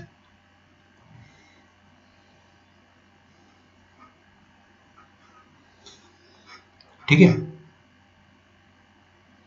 सोचते हैं। अब दोनों के बीच में एक पॉइंट कॉमन चाहिए अपने को, तो एक पॉइंट कॉमन इस तरीके से आ सकता है कि दोनों इंटरसेक्ट कर जाए, तो आ गया आपके पास वन पॉइंट कॉमन। मान लो दोनों इंटरसेक्ट ना करते, दोनों इंटरसेक्ट ना करे अगर, तो एक पॉइंट कॉमन आएगा कि नहीं आएगा? अगर दोनों इंटरसेक्ट नहीं करते हैं तो आपका पैराबोला समवॉट ऐसे निकल जाएगा नीचे, तो 0 पॉइंट कॉमन। बट आपको एक पॉइंट कॉमन चाहिए, तो इसका मतलब पैराबोला का जो वर्टेक्स है, ये वाला वर्टेक्स, ये थोड़ा सा ऊपर पकड़ के अपने को लाना पड़ेगा। पैराबोला का वर्टेक्स खींच के अपने को यहाँ पर लाना पड़ेगा, मतलब इस पॉइंट के ओरिजिन के ऊपर लाना पड़ेगा, तब जाके एक पॉइंट कॉमन आ जाएगा। आया क्या समझ में? तो पैराबोला का जो भी वर्टेक्स है, जो भी वर्टेक्स है, वर्टेक्स का एक एक्स कोऑर्डिनेट होता है, एक वाई कोऑर्डिनेट होता है।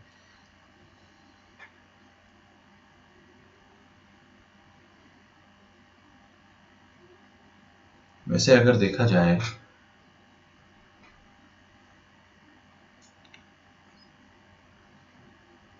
तो देखते हैं एक चीज अपन, ये जो पैराबोला है ये 0,1 से पास हो रहा है। हाँ बिल्कुल बिल्कुल, तो ये तो और आसान हो गया। देखिए एक अच्छा ऑब्जर्वेशन इसमें पकड़ में आया। अगर आप इसमें x की जगह 0 डालते हो, x 0 डालोगे तो y कितना आएगा 1, मतलब आपका पैराबोला इस पॉइंट से तो डेफिनेटली पास कर रहा है, चाहे a कुछ भी हो, a नेगेटिव है कोई दिक्कत नहीं, लेकिन इस पॉइंट से पास कर रहा है, तो आपका पैराबोला हमेशा यहाँ पे अटक गया। अब तो हमेशा 0,1 से तो पास करेगा ही, और अगर 0,1 से पास करेगा तो हमेशा एक पॉइंट कॉमन आएगा, और एक पॉइंट कॉमन आ गया मतलब a can be negative, a negative हो जाए तो आपको हमेशा हमेशा हमेशा एक पॉइंट कॉमन मिलेगा। खत्म, है ना? मैं फिर से बताता हूँ क्या किया मैंने। जब x को 0 रखा अपन ने तो y कितना आया 1, तो अपने को समझ में आया कि 0,1 इस पैराबोला पर लाई कर रहा है, तो मतलब ये पैराबोला 0,1 से पास कर रहा है। हो सकता है थोड़ा ऐसे पास करे,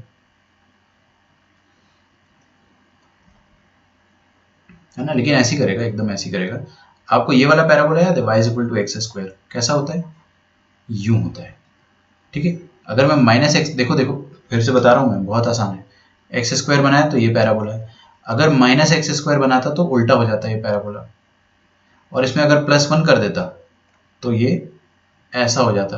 बिल्कुल वही बनाया मैंने यहाँ पे। ये ए क्यूब तो एक नेगेटिव नंबर है बस इस केस के हिसाब से, तो ये पैराबोला आपका ऐसा हो गया, और वो हमेशा 0,1 से पास कर रहा है। 0,1 से पास कर रहा है तो डेफिनेटली इस पॉइंट को इंटरसेक्ट करेगा ही करेगा। अगर ये वर्टेक्स इसको पकड़ के अपन नीचे ले आते हैं और ये पैराबोला ऐसा होता, तब आपके पास 0 पॉइंट ऑफ कॉमन आते, 0 कॉमन पॉइंट आते, बट यहाँ पे तो कॉमन पॉइंट्स आ रहे हैं।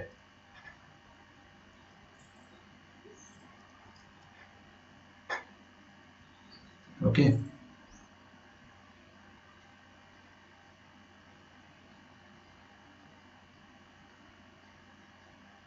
तो ए नेगेटिव जो है वो पूरा का पूरा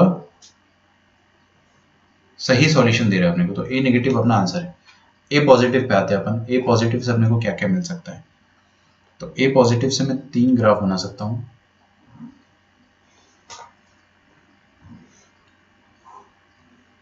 पहला, ये तो आपका ग्राफ है ही, है ना, और जो पैराबोला है वो कैसा बन सकता है? Opening upward. अगर ओपनिंग अपवर्ड बनाया मैंने इसको, मान लो ऐसा बना दिया, तो एक भी पॉइंट कॉमन नहीं आया, है ना,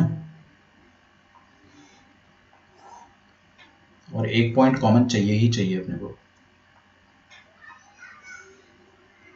तो मान लो अपन ने ऐसा बनाया,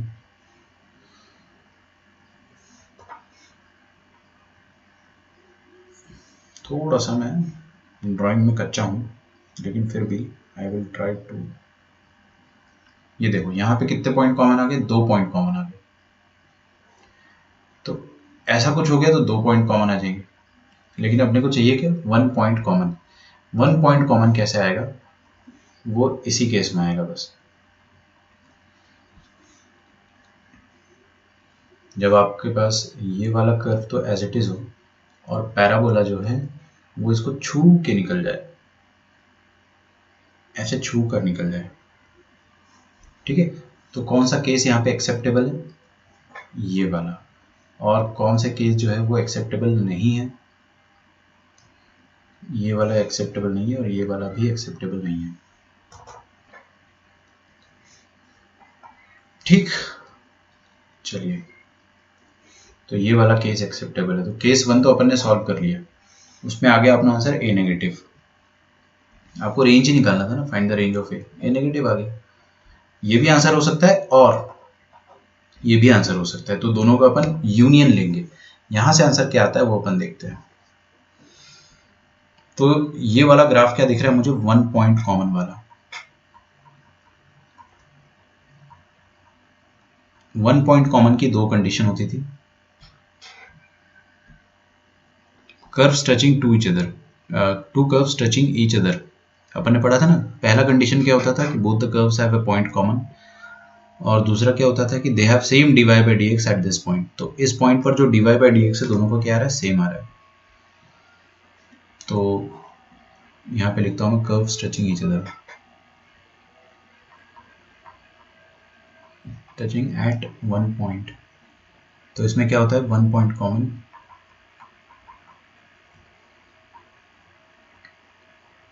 और दूसरा क्या हो सकता है कि कॉमन पॉइंट पे dy by D x same आएगा, same dy by D x at common point.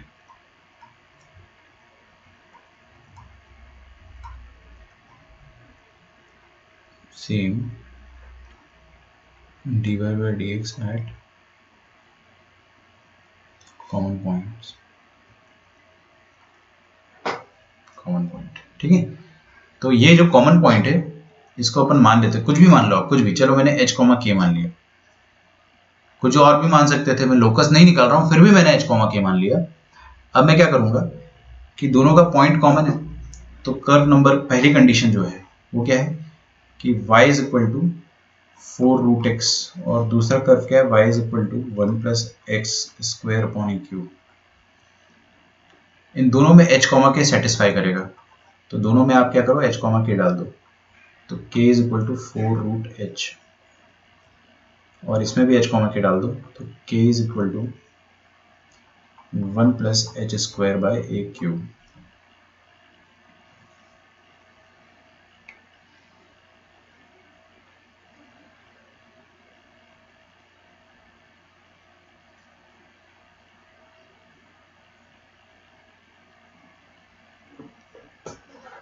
ठीक है, इसको अपन होल्ड पे रखते हैं। सेकंड कंडीशन क्या है कि दोनों पे dy बाई डी एक्स, इसका dy बाई डी एक्स निकालो, तो पहले वाले का dy बाई डी एक्स कितना आ जाएगा, y डैश 1 बोल देता हूँ मैं इसको, 4 upon 2 root x, root x का डेरिवेटिव लिख दिया, 4 अपॉन 2 रूट एक्स,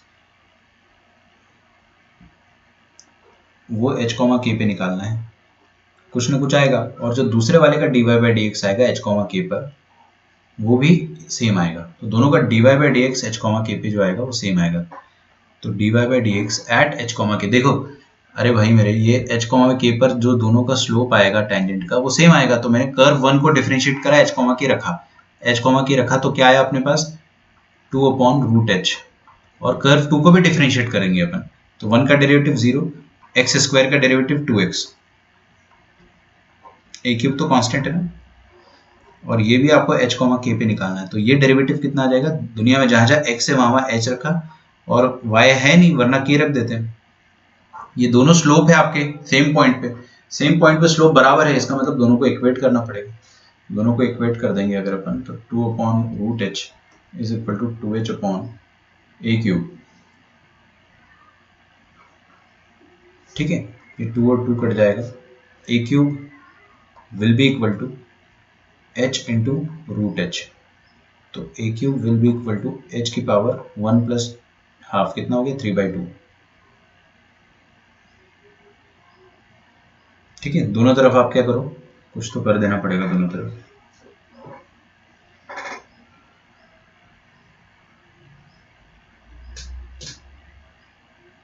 दोनों तरफ स्क्वायरिंग कर देता हूँ मैं, दोनों तरफ स्क्वायरिंग कर देंगे, तो स्क्वायरिंग करोगे तो ए की power 6 is equal to h की पावर 3, और फिर दोनों तरफ क्यूब रूट करेंगे। ओके, स्क्वायर एंड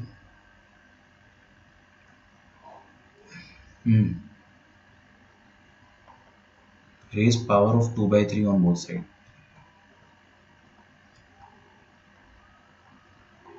दोनों तरफ मैंने क्या करा 2/3 का पावर रेज कर दिया, तो a क्यूब की पावर में 2/3 और h की पावर 3/2 की पावर में 2/3। यहाँ से आ जाएगा h, यहाँ से आ जाएगा a का वैल्यू आ गया, h का वैल्यू आ गया a स्क्वायर के बराबर।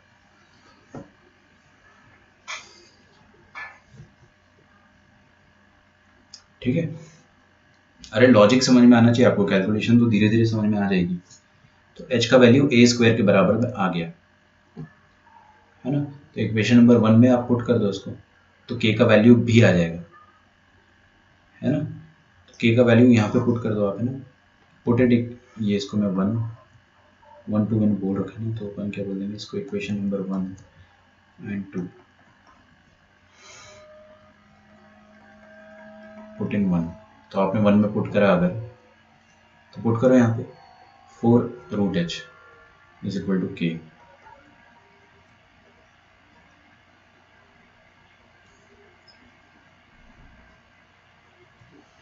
कितना आ गया, 4a के बराबर आ गया।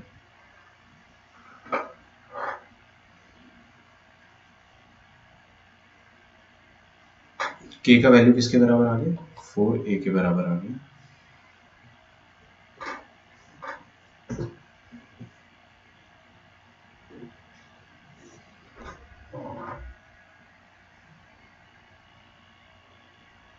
अगर मैं यहाँ पे रखता है कि 4a plus,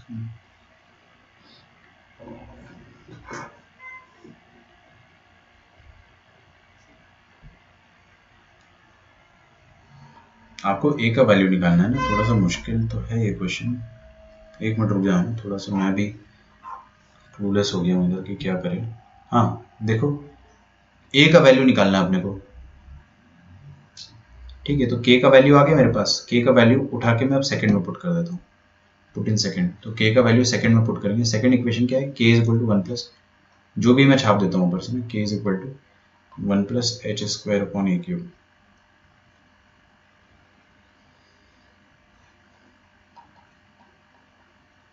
h square, h का वैल्यू क्या है, ए स्क्वायर, तो एच स्क्वायर क्या हो जाएगा, a की पावर 4 अपॉन ए क्यूब। और k का वैल्यू तो अपन निकाले अभी अभी 4a होता है, ए क्यूब और a, 4a माइनस ए कितना हो गया 3a इज इक्वल टू 1। तो यहाँ से आपके पास आ जाएगा a का वैल्यू कितना आ जाएगा 1/3। अब जाके अपना आंसर आया। तो केस 1 से आंसर जो था वो a लेस दैन 0 था, केस 2 से जो आंसर था वो a की पावर 1/3। तो आपका आंसर आ जाएगा a लेस दैन 0, ये भी आंसर है, और यूनिवर्सल 1/3 भी आंसर है। ठीक है, this is your final answer. बहुत ही अच्छा क्वेश्चन है अगर आपको समझ में आता है तो। 4 केसेस लिए अपन ने, ठीक है। एक ही क्वेश्चन जो है वो 100 क्वेश्चन के बराबर है। तो इसको आप कॉपी कर लीजिए, मैं आपको थोड़ा थोड़ा स्क्रॉल करके टाइम दूंगा। ठीक है, लेक्चर आपका आज का यहीं पे अपन समाप्त करते हैं। कल अपना ये एओडी का फर्स्ट पार्ट खत्म हो जाएगा, फिर अपन मोनोटोनिसिटी चालू करेंगे परसों, है ना। मोनोटोनिसिटी परसों स्टार्ट करेंगे।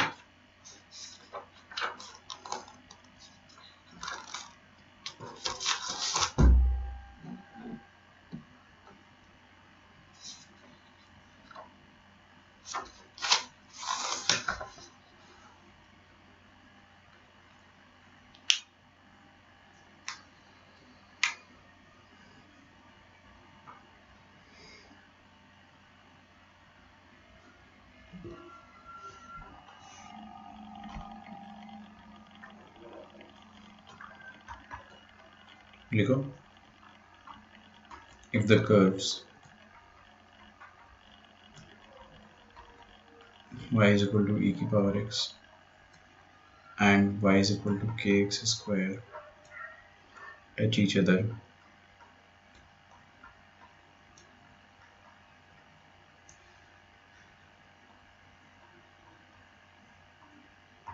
find k।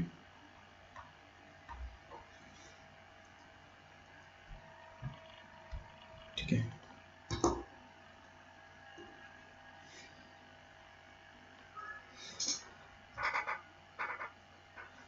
आपको मॉड्यूल्स में होमवर्क मैं कल से दूंगा, है ना।